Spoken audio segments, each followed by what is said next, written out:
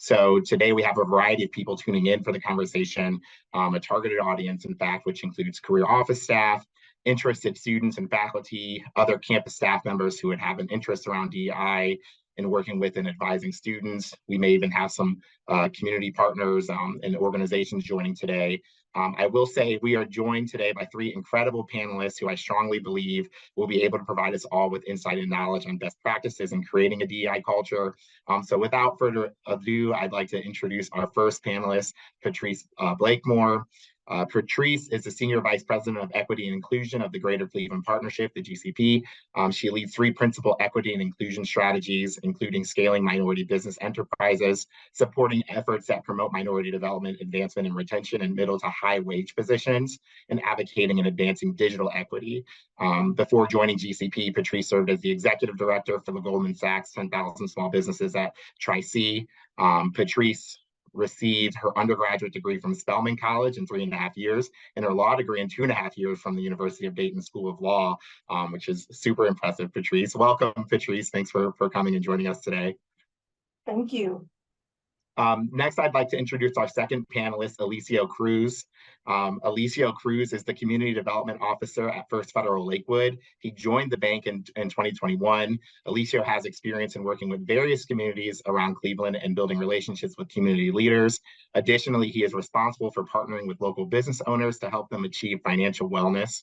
Alicio received his bachelor's degree in applied management from Ohio University, and he is super exciting. He is expected to receive his master's of business administration in summer of 2024. So coming up super soon, Alicio. Welcome. Thank you for joining us today.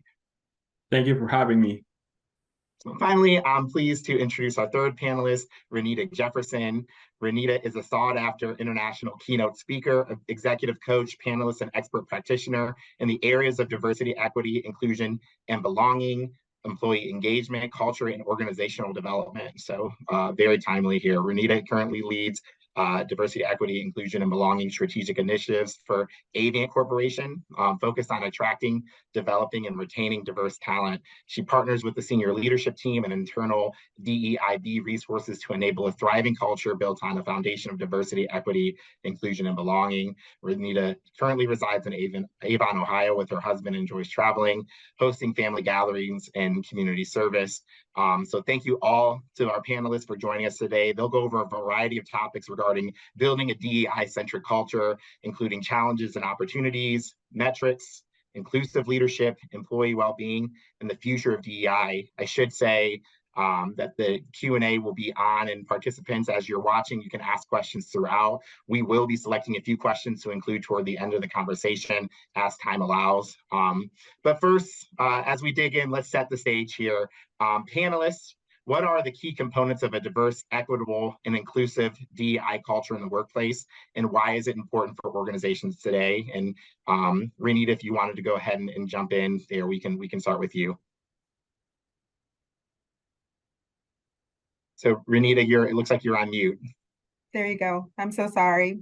You're there fine. You go. Thank you. Thank you, Phil, for this opportunity. I'm excited to be part of this panel and continue to talk about this particular topic. So when we think about the key components and really, I feel what is necessary for organizations, I'll speak specifically about Avient and our DEI culture. I would say that it's really led by an initiative that started approximately 10 years ago. And that was our engagement with Great Places to Work. We have conducted that annual survey for the last 10 years. The last 5 years, I believe we have conducted that survey globally. And we have achieved the distinct honor of being a great place to work. Why does that matter? As a result of that particular engagement survey, you would imagine, like most, there are some very specific action plans that we have taken very seriously as it relates to the work that we need to do after we receive the information. So this culture of trust really, I think, is foundational for the diversity, equity, inclusion work. And we've been able to create that foundation utilizing the Great Place to Work as a methodology for our associates to provide their feedback on how they are experiencing the Avient culture. The other, several other components, I'll go through these pretty quickly, certainly is leadership support. Whether it is the Great Place to Work survey, our engagement in our local community here in Lorain, or other activities that we can be a part of. In my 5 years here at Aviat, and approaching our leaders with ideas and ways by which we can embed the DEI strategy, I've received nothing but positive feedback. And the same for our board. I had the opportunity to present to our board last March on the initiatives that we have created for our 3 to 5 year plan, and it was very much appreciated. I can't say enough about the metrics. Working with our HRIS team, we now have a diversity and inclusion scorecard, which allows us to look at the data globally and get a sense of current state, future state, where in fact there's some ways by which we can enhance our presence. On and on I can go there. The last thing I'll mention is strategic partnerships. So what has been most helpful to me, not only the engagement of our leadership, but the strategic partnerships that I have with our leader in talent acquisition, as well as workforce planning. It's pretty much a three-legged stool. This is not work that's done in a vacuum. You really need to have the engagement and support of those individuals. I would like to add, in addition to what Renita is saying, is despite the political climate, we know that we're growing, and we're growing because of immigrants. We're growing because of people of color. And so our workplaces need to be able to reflect the people that are in our community. We know that for Cleveland in particular, we are only growing because we have immigrants that are coming here. Otherwise, we would not have the numbers that we need for our workforce. So making sure that a organization is diverse and inclusive is really going to be paramount to that organization's success in the long run. And the sooner that they solve for this, solve for making sure they have a diverse workforce, the more successful they're going to be as we look 10 years down the road. Yeah. Oh, great point, Patrice. So something that I would like to add of what you just say, companies need to be diverse in all levels, not just the entry level jobs, but especially in the leadership levels, because then that way you can are able to see a different point of view, see what are the needs of the community or your clients is, and being open-minded is, and it has to be also not just diverse in races, but I believe also in ages, because different ages have different needs. So part of being diverse, I would say that it has to be with all levels, like all levels in the company, and also with age. Thanks so much, panelists, for that. It definitely sounds like, diversity, equity, and inclusion is a very complex concept because, of course, we're dealing with complexity of humans, and so it definitely sounds like having a data-driven, strategic approach that handles all senses of diversity, equity, and inclusion, all areas, is super helpful to kind of help simplify that process. So thank you for that. With that said, to all the panelists here, another question: what are some common challenges organizations face when trying to implement DEI initiatives, and how can they overcome them? Alicia, you can start here. Yeah, so some of the most difficult obstacles is just operating in silos, just kind of talking about it, but not taking action. So everyone says, oh, we're diverse, but how are you really diverse? So formalizing a process, a plan around diversity, equity, and inclusion, that's what you need to do. For instance, my company is small, but we have addressed problems. So as designing a person as a leader, and now we have formalized the process. For instance, kind of what Renita was saying, we have sent like those annual surveys just for people that are the confidential surveys. People can really express how they feel, and then we can address those issues. But to summarize, it's just like kind of talking about it, but not doing something. So the first the obstacle is just kind of like operating silos and not taking actions. I would. Oh, go ahead, Patrice.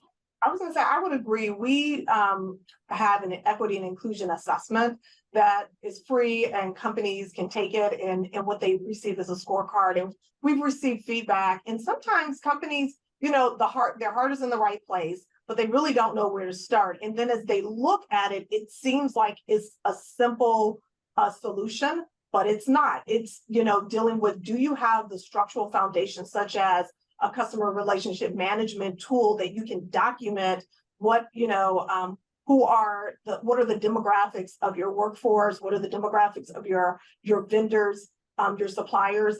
It looks like it's easy, it sounds like it's easy, but when you get down to the base of it, there are some structural pieces that need to be in place to be successful and to be able to show results. Mm-hmm. I would absolutely agree with that, Patrice. And, to your question, Phil, what came to mind for me, I started into this work almost 20 years ago. When I started, it was just diversity. We didn't have inclusion and all of the other acronyms that we see today. And when I started, this work was treated like a training course. And I think that there, in terms of a challenge and an obstacle, right, that folks believe you can bring in someone to train your audience on what is diversity and what is inclusion, whatever else you want to have happen in that space.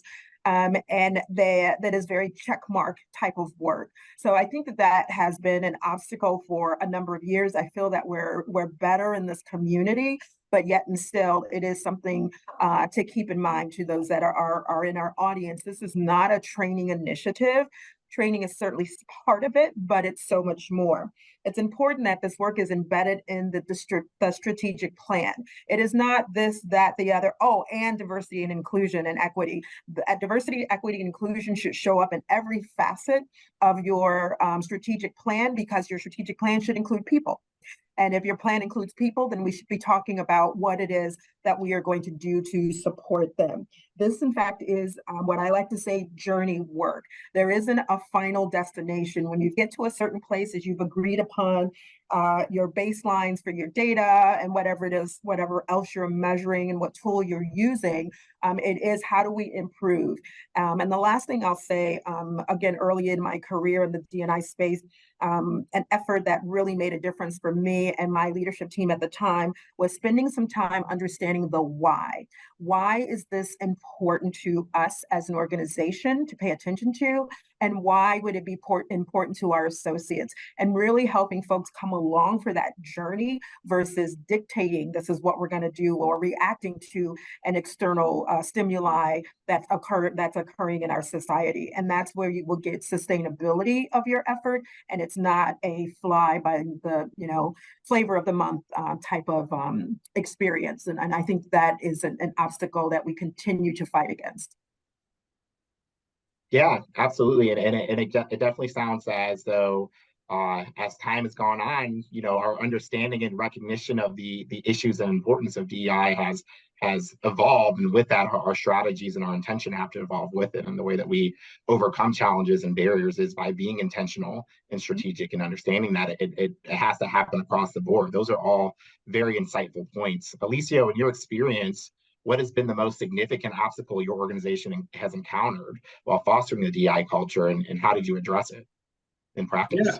Yeah, definitely. So what we have done, we actually have hired a communications manager, and we promote communications all over the organization by talking about the holidays, how it's important, who is impacted by that. By the holidays, and like what's the really behind it. It's not that you just get data, but actually educate people, like this is what happened, this is why it's important, and this is how the communities can move forward. So panelists, how can organizations measure the effectiveness of their DEI efforts, and what role does accountability play in this process in terms of utilizing metrics and accountability? Patrice, how does your organization measure the effectiveness? Well, Renita spoke about this earlier. It really starts with leadership. When you talk about measurements, this is something that the leaders need to be held accountable. It needs to be a part of the strategy, and it needs to be something that's measured on a consistent basis. I mean, for our organization, our bonuses are tied to the work, to the numbers that we hit, the metrics that we hit or don't hit. And it's really interesting because not only is it the work that we're doing, is also what are the results for the region. With us being a chamber, we don't just we don't do the work. We support the work that gets done. So we support our members, we support our constituents, and we really want to be mindful and intentional about what is going to move the needle. When I came into my position about a year ago, I went on a listening tour, and one of my committee members said to me, Patrice, do not confuse activity for progress. And so that is a consistent question that we're asking ourselves. Is this activity or is it progress? And we've even had to look internally, my team, where we says, okay, we have this great dashboard, we have these activities that we're tracking, but is it moving the needle? And it wasn't, so we put it on pause because we want to make sure that the work that gets done is the result that has that we're getting outcomes that we want to see for our region and for our organization. That is phenomenal, Patrice. I wrote that nugget down. Do not confuse activity for progress. I'm giving you a high five right there. And the other takeaway is, York, the accountability. What you have done there and what your organization is doing there at the chamber, tying progress to your financial bonuses is best in class. Companies, who do this work well and are committed, in my point of view, understand why that's important, because without that, I do believe that there is, the accountability that you spoke of earlier, Phil. It doesn't rise to that true progress because there are no consequences or minimal consequences, frankly, if certain metrics are not achieved. So as close as we can get to, if not actually, moving forward in the policy that Patrice mentioned, is really, in my opinion, the way to go. But that is a lot of internal stakeholder conversations, and a lot, needs to happen for that type of progress to take place in an organization. And I'll finish with this: the question that you asked about the challenge. What I wrote down was fear. I do believe that this is a change initiative, and because it's a change initiative, for the most part, there's this fear. Early in my work, again, introducing this, it felt too much like affirmative action. So folks were very nervous about, well, what does it mean, Renita? If you bring these folks in, is my job going to be impacted? So I think we're still fighting that battle. It's the fear of the unknown, and really trying to address those issues as part of this work as well. Alicia, anything to add about how your organization may measure the effectiveness of their DEI efforts? Yeah, definitely. Just I want to emphasize what their points made. So being able to being inclusive, include other people in this case will be in the branches or different departments, not just on the entry levels as well. So being able to accommodate for everyone, and as we mentioned earlier, Finland is growing. So by being diverse, you're only expanding your network. So it's only beneficial for your business as well. So as soon as management for different companies can realize that, then they're able to grow as well as a company. Yeah, and I guess what I'm hearing here is that it really accountability does matter when you want to implement some of these measures, and I also have to applaud the GCP here in terms of tying bonuses and incentives to whether we're hitting these metrics. That's truly putting your money where your mouth is, right? The no better intention than that, certainly. So, and listen, I do want to pause and say, we're not perfect. Like, none of us are perfect. So we're still solving for X in many different areas. There's some things that we're like, hey, here are best practices. And there's other areas we're like, how are we going to move the needle? And I think having these conversations is really important, because then we can share best practices and we can share challenges. No one has it all figured out. We're all working toward a common goal, and that's to become more diverse, more equitable, and more inclusive. And so, speaking of working towards that common goal, we often find in many of our organizations, not just at work, but in many of the organizations that we're into, we know that leadership, culture starts with leadership. It starts with your standard bearers, right? And so we know the importance that leadership may play in terms of promoting DEI initiatives. But for the panelists here, what does inclusive leadership look like, and how can leaders at all levels of an organization promote DEI? And Renita, we'll start with you with this one. So two things came to mind, Phil, for response to that, and I'm kicking myself because I have not internalized these percentages. But suffice it to say, our CEO had a goal to ensure that our board, as well as his direct reports, his leadership team, was diverse. And I know that we've hit the metrics for our board. I want to say that it's over 50% diverse by gender, pardon me, as well as ethnicity. And the same thing for his direct reports, his leadership team. So he has done a great job of being an example of what he expects from those that report up through his direct reports. And we continue to share that information. He continues to talk about that at our annual leadership meetings, but he is leading by example. And I think that that goes a very long way, to promote why this is important: diversity of thought, ages, as you mentioned before, as well as gender and ethnicity.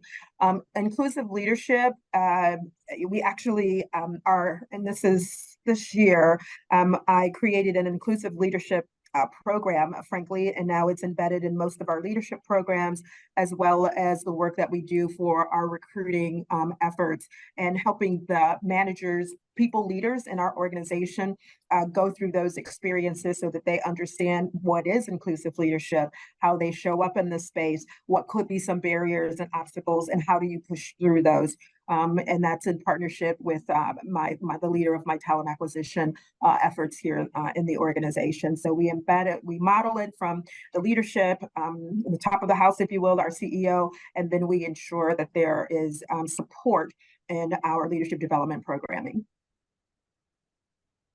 Well, great point. So here at First Federal, what we have done is we have promoted managers who started, they had the entry levels. They were coached and they were developed into these leaders as well. Me being an example of that.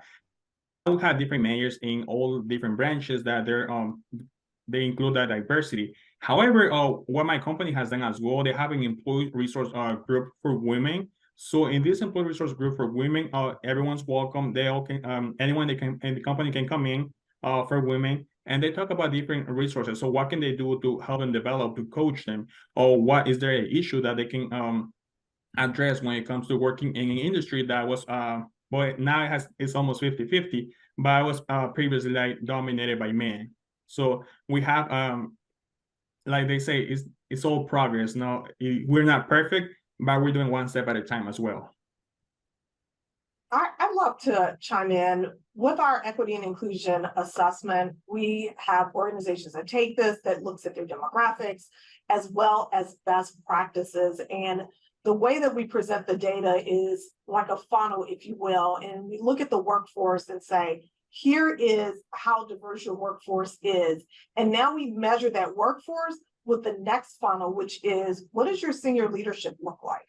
And so when you talk about being inclusive, it means that your workforce is modeled in your leadership, and your leadership is modeled with your workforce. And we've had companies take the assessment, and then we have a workshop that we give, and they've looked, and it's really interesting because they're looking at the best practice section, and they're like, wow, if we scored this well in best practices, why is it not reflecting in our numbers? And so that's where those are the questions that are going to move the needle and really get results out of organizations when you have that critical thinking around what can we do better now? I mean, we've done well here, but now how does that translate into the numbers and really where we can start to see the difference? Renita, can you think of a specific example of how your organization has empowered its leadership to become champions of DEI? I know this is by nature of your role, you would have direct access really to seeing this. And so can you talk about how your organization has done this and what impact it's had on the culture from the top down? Sure. And what comes to mind, I have a couple of examples, but what immediately comes to mind, because it was just mentioned around the resource networks, the employee resource networks. all of our resource networks have an executive sponsor, and an executive sponsor is one of our CEO's direct reports. So we have that avenue for advocacy, and I think that that goes a long way because those individuals are tied into their ERGs and understand what their ERGs are set up to accomplish as it relates to the community that they represent. So I think that that is a very important element in ensuring that diversity, advocacy, change stays on the agenda of our leadership team. The other effort that we have going on that has really expanded, again, as a global organization with, clearly individuals from all around the world, is taking into account the cultures. And what is it that we want to focus on in the various cultures? We initiated a program last year, DEI Champions, and the DEI Champions allows anyone and everyone to raise their hand to say that I will be an advocate for diversity and inclusion in the organization. And I have a structure set up that they, go through some training, and they take a pledge, and there's a whole process that builds as a result of individuals saying this is work that I want to support, and that is open to all of our associates. And we started to see a rise in the organization of membership to become a champion, and we will then take, and I have utilized that population to help move efforts along around the world. So those have been a couple of ways, in addition to, as I said before, partnering with our board, as well as resources here. Workforce planning comes to mind. Patrice mentioned this a little bit, this idea of succession planning and building your pipeline. And that starts with our college recruiting all the way through taking a look across the world at our middle level managers and what are the percentages of male, female, gender representation? Where is the gap? And what are we doing to ensure that those folks that are falling below have mentors and or coaches and are having experiences to move them to that next level of the organization? So I believe the platform very much is in place, and it takes a number of iterations, right, before it becomes ingrained into the organization. But I think we've set the table for those practices in an effective way. And what I'm hearing really when it comes to inclusive leadership is 2 points here as a through line between all of your answers, which is that inclusive leadership really takes intentional initiatives that are far reaching throughout the organization, but start at the top. And so intentionality behind those initiatives that you have, they can't just say that we believe in diversity and equity and inclusion. We actually have to put on paper what we're doing about it and making sure that there's touch points all across the organization. The other thing that I'm really hearing is that inclusive leadership is representative, right? You can't say that I can imagine a lot of organizations will say we're looking for diverse and we're looking for equity and inclusion, but then when you look at the top, it's not very diverse. And so an important aspect of inclusive leadership is diversity even at the top. So representation. Related to that, intersectionality and employee well-being. So for the panelists here, how does the concept of intersectionality intersect with DEI efforts, and what role does it play in promoting employee well-being? And Alicia, I know you had kind of alluded to this in some of your previous answers, but we'll start with you. Can you elaborate on how the concept of intersectionality plays a role in promoting employee well-being with your organization? Yeah, but it's kind of from what I went before, it's just empowerment. So it really starts from the top, like you just mentioned, of like your leaders coaching, empowering you to grow as a person. So if someone who might be a minority, it gets empowered, they're able to open the doors as well, and then they're able to see a different perspective. So like I mentioned, First Federal, what they have done as well is just like doing organizational happenings, expand cultural holidays, and like I also mentioned the ERG for women. So that really expands like the network out there. I want to share a best practice. We had the opportunity to have a CEO forum in June of some of our major employers around the region, and came together, talked about how to continue to diversify our middle and high wage positions. And there were some best practices that came out of that. And one of them is having ERGs where people will join an ERG that they relate to, and then they would be a champion, very similar to what Renita was speaking of, be a champion for a different ERG.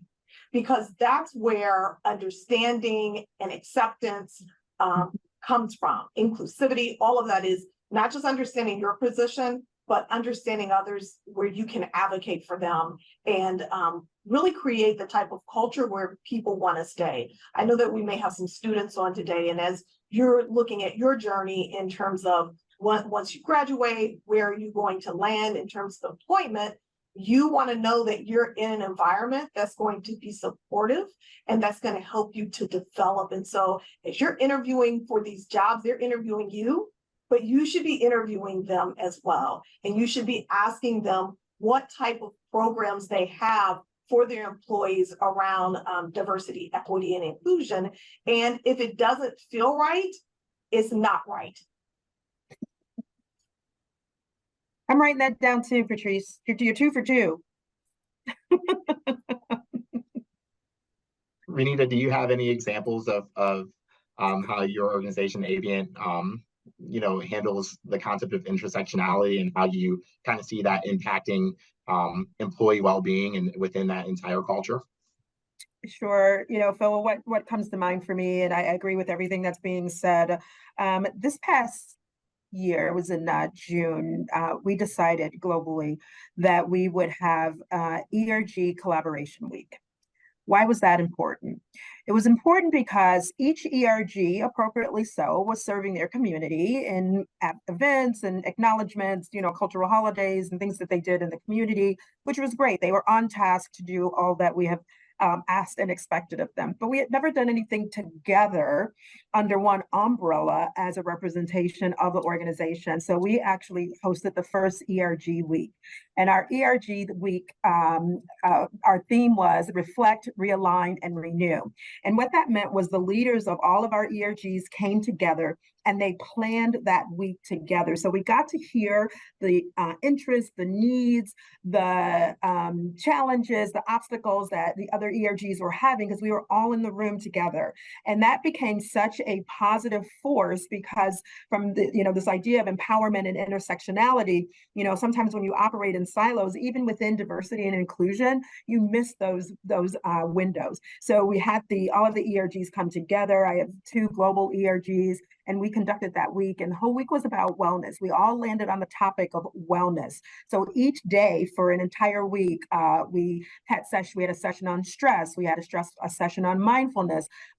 We had someone here from the Lorraine community come to talk with us about suicide prevention, signs for suicide. We did health and nutrition on our last day, and it was really great to kind of stand back as leading this work and watch our ERGs come together on a common theme and have the entire organization benefit from that. And so for me, as I think about empowerment and intersectionality, that particular event, I think definitely put us on a great track for future initiatives like that. Yeah, and it definitely just sounds like overall one of the key factors in creating a DEI culture is lifting each other up and empowering each other in a way that's collaborative. And it does affect how people feel about their jobs and feel about coming to work, right? We want everyone to be happy to come to work and feel like they belong. But that's a collaborative process. Again, it starts at the top, but everyone can play a part in that. So very, very insightful. Just kind of wrapping up, our last question here before we start to get to audience questions, talking about the future of DEI and what that looks like. Panelists, what do you envision as the future of DEI in the workplace, and how can organizations stay proactive in this evolving landscape? And Patrice, starting with you, do you feel like there are any emerging trends or innovative approaches in DEI that the GCP is exploring, and where is it going? One innovative approach that a company is using is where they have I'll call it a leadership council. It is an 18-month program where their diverse employees can apply to it, and then they solve a business problem. So, when Renita talks about the ERGs getting together and solving a problem and addressing it and having program around it is very, very similar, where for the next 18 months, they are taking a challenge, they're coming up with a solution, and then they're presenting it to leadership.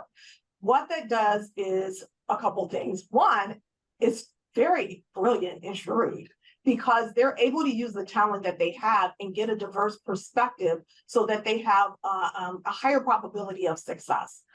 The other piece is it raises their profile. It raises the employees' profiles where now when there are openings, leaders are like, hey, you know, Renita was pretty sharp out there. You know, I think we should consider her for this next opportunity.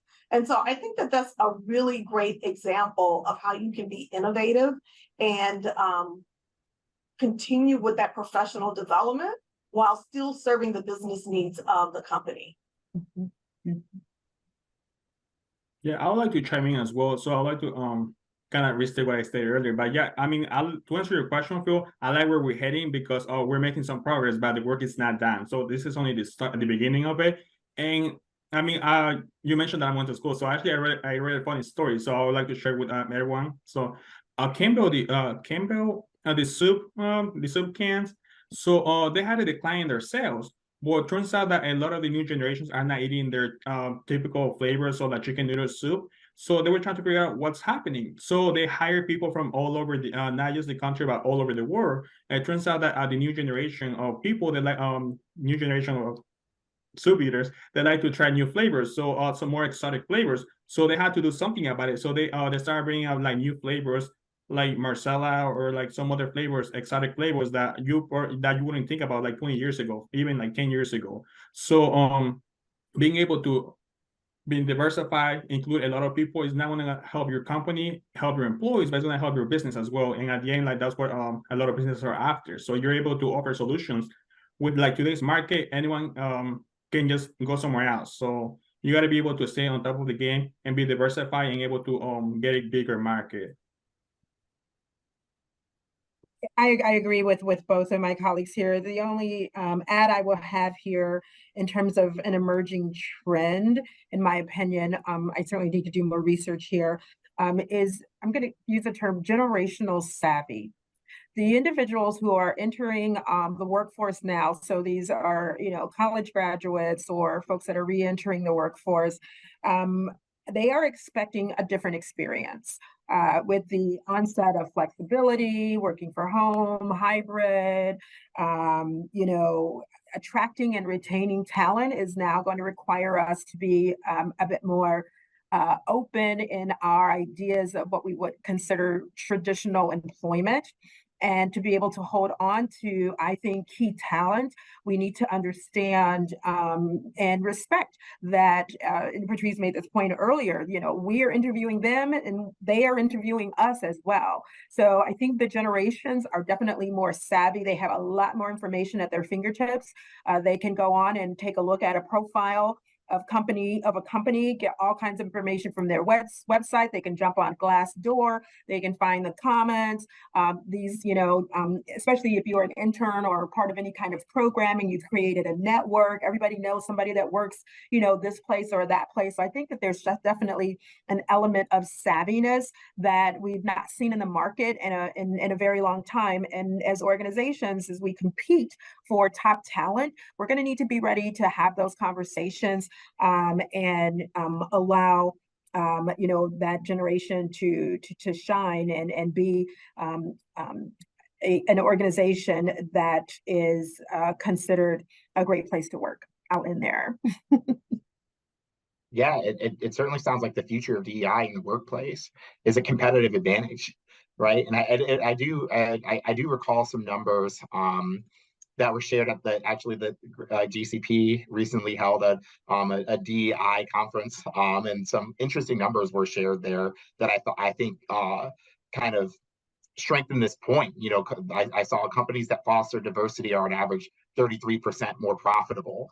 87% of diverse teams achieve better results and make better decisions. Companies with diverse boards, you know, board of governors or board of trustees, see 43% more profits, right? So as we move forward into the 21st century, it's only becoming more important for companies and organizations to embrace DEI and especially belonging in the workplace. And so, you know, right on point, that the future of DEI is that you need to adapt and you need to understand that it's going to keep you competitive. as well.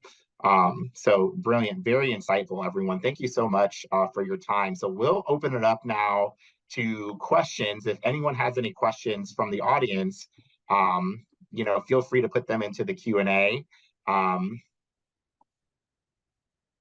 And I'm just going to kind of look to see here if there are any that have been asked.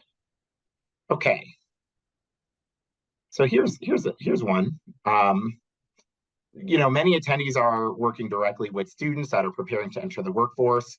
What advice will the panelists give a student today who is searching for their first destination, career, or office in regards to identifying a culture that fits with them, that they embrace?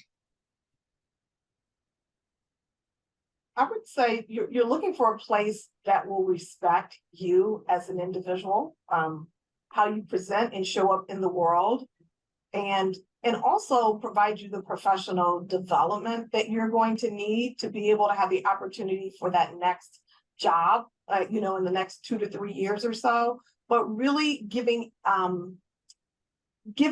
advice, and also they can share experiences and saying, here are examples of when we're doing this. It's one thing to say, hey, do you support your new employees? That answer is going to be, of course we do.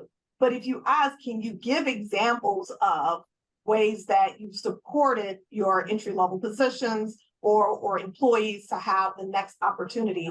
Those are things that you can really hang your hat on, getting those examples. Yeah, I also like to add, just like you're saying, interview them as well. So like right now, like something what I have done on interviews myself, I'm like, why is this position open? What happened to the previous person? Like, what's your turnover rate? So you want to like know all the details, because you want to choose you want to choose a big place, because this place is either going to make you like very happy or it's going to make you very upset. So that's definitely going to impact your life. I agree with what's being said. The other thing that I would add, and I said before, right, do your homework. There are a number of resources that are out there for you to look into prior to the interview. But also, let's assume that you have the interview, the savvy recruiter and interview team have answered all of your questions. This sounds fabulous. You join the organization and you get to peek behind the curtain and you realize this is not what I was told. I believe that there has been a shift from potential employers, when we look at resumes and we see, wow, someone's been at a company for 2 years and then they go to another company for 2 years and, maybe they're here for 18 months. This person doesn't look stable. That is no longer the case holistically. I would say to you, students, that, you have to dip your toe in the water. And if it's not exactly what you were expecting, what can you gain from that opportunity? What development opportunity might there be? You certainly want to give back to the organization as well, but it's okay to move on. It's okay to use that as a learning experience, as long as you're able in your next job interview to explain to that hiring team why you made the move. And it's not, they didn't treat me right? You want to come up with some very specific reasons why you have decided to move on to another opportunity and feel that particular interview and the folks you're talking to is the right group to go to. So don't join an organization and feel as though you're stuck there, especially when you realize it is not what you expected. Statistically, this generation will have 6 to 7 careers, not jobs, 6 to 7 careers in their working life span.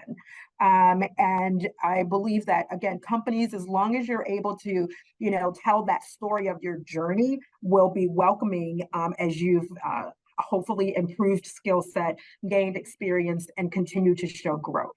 So do not feel as though you're stuck somewhere just because someone gave you a job. You're doing work for them as well. So here's another question that I think is timely. So what are some effective ways to recruit and retain first-generation diverse talent? In other words, the individuals are the first in their family to attend college and enter the workforce. the individuals may lack basic professional skills that others who may have grown up in a more privileged setting may have gained. What are some effective ways that your organizations have recruited and retained those types of individuals, those first generation individuals? You're on mute, Patrice. I think mentorship is what first comes to mind from my point of view. But then also, I'm a person that believes in honesty and transparency. And so I think as a professional culture, we need to get used to having those honest, crucial conversations. And it's taking someone to the side and saying, hey, if you're looking to move up, here are the things that you're going to have to display. Here's what that looks like. When I had my first real job, I was reminiscing about this the other day. I was in my office. It was kind of a cubicle, and I was having a great time. I had a song in my head. I was snapping my fingers and just, in my own world. And my supervisor says, Patrice, I don't think that's professional. And me, in my youth, said, it's not. I had no idea. So I think part of it is giving them grace, but also being honest so that they can learn from this experience and continue to grow in that position. I would agree with that. I can't say enough about the importance of mentorship, formal or informal. We have an ambassador program here at Avient, and that ambassador program, what we seek to do through the onboarding process, because the onboarding doesn't stop when you take the job and sign your paperwork, right? It's even beyond the first 90 days. So how do we pair up, individuals to get some of this informal direction, if you will? It could be just something as simple.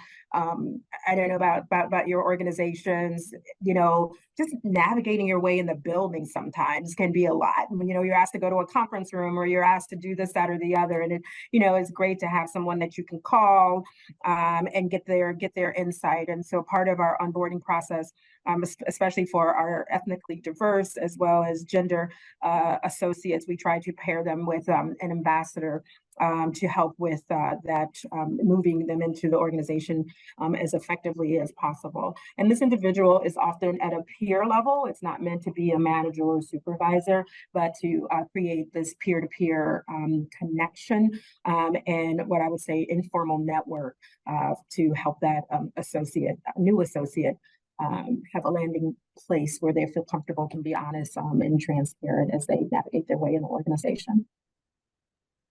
Yeah. So I will say also like coaching, just coaching, empowering your team, your individual, like you just stated, to be like given responsibilities, and this is what is expected, and I know you can do it. So just like empowering, coaching, that's how you are able to develop this person, because like you said, they might not know, but they're able to learn. So I'll say just empowering and coaching. Yeah, it sounds like what I'm hearing is that mentorship is important, but what's also important is seeking out feedback and being open to feedback when it comes. Obviously, it needs to be constructive, right? But being open to whether you're first generation or not, no one knows everything when they get into their first job, or or when they're an early career professional. And so being open to those mentorship relationships and the feedback that you gain seems to be very valuable. Well, as we're wrapping up here, we have about 5 minutes left here. I wanted to give the panelists an opportunity to share maybe some final thoughts, or one final piece of advice that you may give to either organizations that are trying to be more inclusive, or to students who are looking to join the workforce and be somewhere that is equitable and inclusive. So what's one, from all the panelists, what's one piece of final advice? Patrice, we'll start with you. Culture is very important. The numbers can look really good in terms of what your diversity looks like from a hiring standpoint, but if you're not retaining them, you're just losing money, and it is a very expensive proposition. So make sure that you're putting the time into developing the culture where people want to stay. Thank you. Alicia. Yeah, I will say, you diversify, being able to get a different point of view. If you're stuck in one way, being able to diversify in different races, different ages as well, you're going to be able to expand your market and your customer base. Renita? I would agree. What came to mind when you asked that question, Phil, was this is work that we can all do. This is not something that's done to us or for us. The culture is made up of the people that are in the organizations. And granted, yes, there should be some leadership, some guidance, some commitment, but it is not something that someone is doing to you. Be part of the experience, be part of the change, be part of the movement, the progress, and that perspective, I think, matters in your attitude and how you show up every day. And it just as an individual seeking ongoing development and growth, it can be very satisfying. So we all, need to bring our toys to the sandbox and figure out how we can play best together in alignment with what my colleagues have said, as well, is certainly critical. But we all have a part to play. Well, again, thank you so much to our wonderful panelists here. I feel that this has been such an insightful conversation, an impactful conversation. I believe that things that we can take away from this conversation regarding creating a DEI workplace culture is intentionality from the top down, collaboration amongst everyone in the organization to lift each other up, and to understand that we have to see outcomes across all aspects of our mission, all aspects of our vision, all aspects of our organization. It can't be another bullet point on the list. And so super important work that's being done by all three of you. Thank you so much for your time. I hope this was impactful for all of the rest of the attendees. Thank you for your time. And again, thank you to the NCCA for sponsoring this event. We're so appreciative of all of your support. I hope everyone has a great rest of your Tuesday evening. And again, thank you for attending.